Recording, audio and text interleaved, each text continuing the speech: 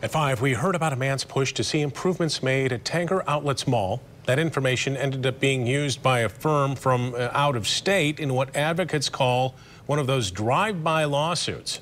Now we're hearing from disability advocates about the right way to make sure that accessibility is there for everyone. 24-hour News 8's Barton Dieters has that story for us tonight. Barton?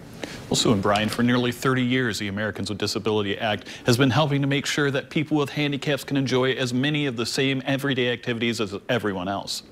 But like anything where there's a possibility of making a buck, abuse can and does happen.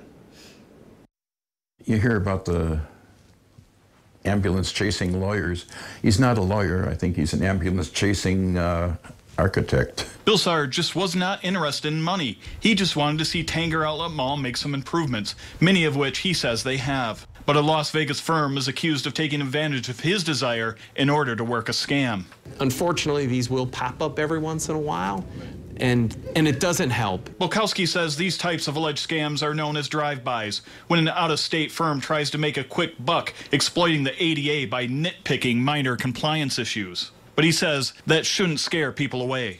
Of course, though, don't hesitate to say, this is my right. I full access and full enjoyment of stores, restaurants, bars, all of these things. He says there's a better way that doesn't involve going straight to federal court. The first thing you have to do is make the claim, or the complaint, comment card, whatever, however you want to let that be known. And then the second thing you should do is called disability advocates. I mean, we do have grant funding to support this kind of work. Bolkowski says you may have to be persistent to get results. People want to do the right thing and more. In West Michigan, there's a collaborative process with business people looking to serve as many people as possible, regardless of their ability, he says.